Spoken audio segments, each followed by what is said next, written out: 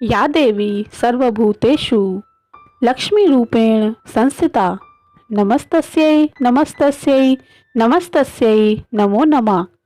जो देवी सभी प्राणियों में लक्ष्मी रूप में अर्थात समृद्धि रूप में स्थापित हैं, उनको मेरा नमस्कार है, उनको मेरा नमस्कार है, उनको मेरा बारंबार नमस्कार है। तीसरे अध्याय में हम सेनापतियों सहित देवी का महिषासुर का वध करने का प्रसंग पढ़ेंगे। ओम नमः चंडिकाय श्री दुर्गाय नमः। अथ श्री दुर्गा सप्तशती तृतीय अध्याय आरंभ। मार्कंडेय ऋषि कहते हैं, दैत्यों की सेना को इस प्रकार तहस नहस होते देख महादैत्य सेनापति चिक्षुर क्रोध में भरकर अंबिका देवी से युद्ध करने के लिए आगे बढ़े।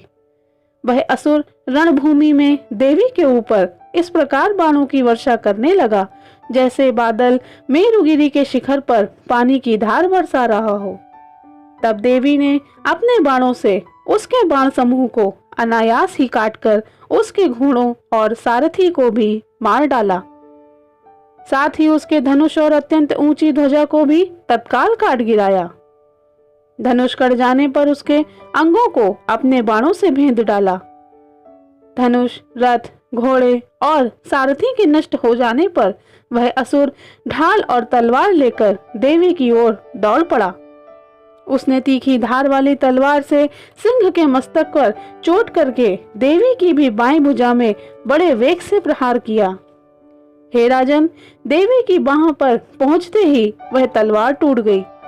फिर तो क्रोध से लाल आंखें करके उस राक्षस ने शूल हाथ में उठा लिया और उसे उस महादैत्य ने भगवती भद्रकाली के ऊपर चला दिया। वह शूल आकाश से गिरते हुए सूर्यमंडल की भांति अपने तेज से प्रज्वलित हो उठा। उस शूल को अपनी ओर आते देख देवी ने भी शूल का प्रहार किया। उससे राक्षस के शूल के सैकड़ों टुकड़े हो गए। साथ ही महादैत्य चिक्षुर भी उसकी धज्जियां भी उड़ गईं। वह प्राणों से अपने हाथ धो बैठा। महिषासुर के सेनापति उस महापराक्रमी चिक्षुर के मारे जाने पर देवताओं को पीड़ा देने वाला चामर हाथी पर चढ़कर आया। उसने भी देवी के ऊपर शक्ति का प्रहार किया, किंतु जगदम्बा ने उसे अपने हुंकार से ही आहत एवं निष्प्रभ करके तत्काल पृथ्वी पर गिरा दिया। शक्ति टूट कर गिरी हुई देख चामर को बड़ा क्रोध हुआ। अब उसने शूल चलाया, किंतु देवी ने उसे भी अपने बाणों द्वारा काट डाला।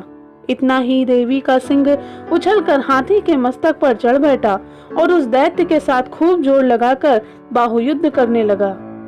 वे दोनों लड़ते लड़ते हाथी से पृथ्वी पर आ गए और अत्यंत क्रोध में बढ़कर एक दूसरे पर बड़े भयंकर प्रहार करते हुए लड़ने लगे।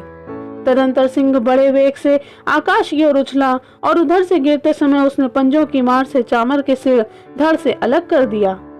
इसी प्रकार उद्रक भी शिला और वृक्ष आदि की मार खाकर रणभूमि में देवी के हाथों से मारा गया तथा कराल भी दांतों, मुक्कों और थप्पड़ों की चोट से धराशायी हो गया।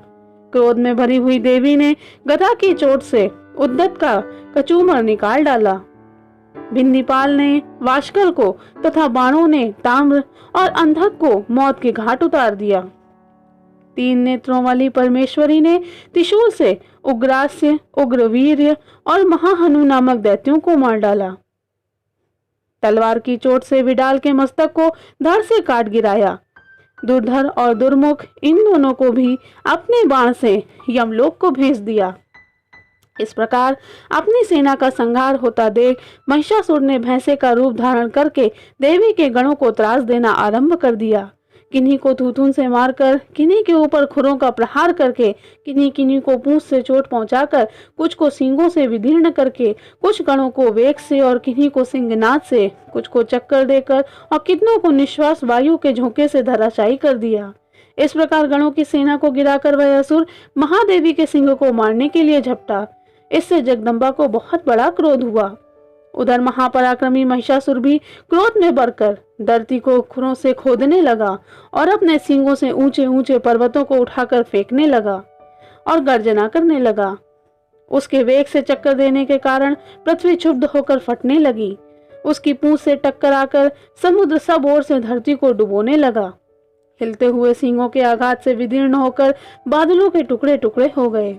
उसकी श्वास की प्रचंड वायु के वेग से सैकड़ों पर्वत आकाश से गिरने लगे। इस प्रकार क्रोध से भरे हुए महादैत्य को अपनी ओर आते देख चंडिका ने उसका वध करने के लिए महान क्रोध किया। उन्होंने पाश फेंक कर उस महान असुर को बांध लिया। उस महासंग्राम में बंध जाने पर उसने भैंसे का रूप त्याग दिया और तत्काल सिंह के रूप में वह प्रकट हो गया। उस अवस्था में जगदम्बा ज्यों ही उसका मस्तक काटने के लिए उद्धत हुई, त्यों ही वह खड़गधारी पुरुष के रूप में दिखाई देने लगा। तब देवी ने तुरंत ही बाणों की वर्षा करके ढाल और तलवार के साथ उस पुरुष को भी भींद डाला। इतने में ही वह महान गजराज के रूप में परिणत हो गया और अपनी सूंड से देवी के विशाल सिंगों को खींचने और गर्जना करने लगा। खींचते समय देवी ने तलवार से उसकी सूंड काट दी। तब उस महादैत्य ने पुनः भैंसे का शरीर धारण कर लिया और पहले की भांति चराचर प्राणियों सहित तीनों लोगों को व्याकुल करने लगा। तब क्रोध में भरी हुई जगन्माता चंडिका बारंबार उत्तम मधु का पान करने और लाल आंखें करके हंसने लगी। उधर वह बल और पराक्रम के मत से उन्मत्त हुआ राक्षस गर्जने लगा और अपनी सींगों से चंडी के ऊपर पर्वतों को फेंकने लगा। उस समय देवी अपने बाणों के समूहों से उसके फेंके हुए पर्वतों को चूर्ण करती रही और बोली। उनके बोलते समय उनके मुख मद से लाल हो रहे थे और वाणी लड़खड़ा रही थी। देवी ने कहा, ओ मूढ़, मैं जब तक मधु पीती हूँ तब तक तू क्षण भर के लिए खूब गर्ज ले। मेरे हाथ से ही तेरी यह मृत्यु हो जाने पर अब शीघ्र ही देवता भी गर्जना करने लगेंगे। ऋषि मार्कंडेय कहते हैं, यूं कहकर देवी उछली और उस महादैत्य के ऊपर चढ़ गई।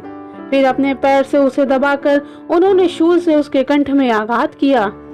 उनके पैर से दबा होने पर भी महिषासुर अपने मुख से दूसरे रूप में बाहर होने लगा। अभी आधे शरीर से वह बाहर निकलने पाया था कि देवी ने अपने प्रभाव से उसको रोक दिया। आधा निकला होने पर भी वह महादैत्य देवी से युद्ध करने लगा। तब देवी ने बहुत बड़ी तलवार से उसका मस्तक काट गिराया। फिर तो हाहाकार करती हुई दैत्यों की सेना सारी की सारी भाग गई और संपूर्ण देवता अत्यंत प्रसन्न हो गए। देवताओं ने देवी महर्षियों के साथ दुर्गा देवी का स्तवन किया। गंधर्वराज गाने लगे और अप्सराएं नृत्य करने लगी। इस प्रकार श्री मार्कंडेय पुराण में सावर्णिक मनवंतर की कथा के अंतर्गत देवी महात्म्य में महिषासुर वध नामक 3रा अध्याय पूरा हुआ। बोलो अम्बे मात की जय।